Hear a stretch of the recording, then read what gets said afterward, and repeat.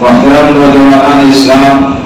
اللہ تبارک و تعالیٰ کے بے شمار انعامات اور احسانات ہیں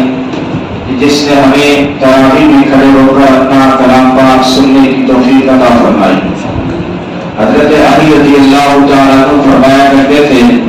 کہ اگر کوئی نماز میں کھڑے ہو کے قرآن کو پڑھے یا سنے تو ایک حرف کے بدلے میں 100 نیکیاں ملتی ہیں، اور اگر نماز میں بیٹھ کر پڑھے تو 50 نیکیاں ملتی ہیں، اور اگر نماز کے علاوہ وضو کر کے قرآن کو دیکھ کر قرآن پڑھیں تو ہر حرف کے بدلے میں 25 نیکیاں ملتی ہیں، اور بغیر وضو کے بغیر دیکھے چلتے پھرتے اگر قرآن کو پڑھیں تو ہر حرف کے بدلے 10 نیکیاں ملتی ہیں۔ حدیث میں فرمایا گیا ہے،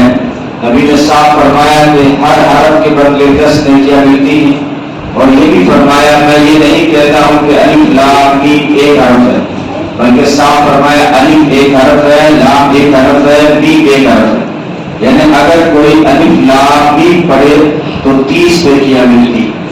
اور شیخ عبدالحق محدث دہلوی رحمۃ اللہ علیہ فرماتے تھے کہ میں کہتا ہوں اگر کوئی الف لام میم پڑھ دے تو 90 نیکیاں ملتی۔ وہ کہتے تھے الف میں 3 حرف ہیں، الف لام اور فا،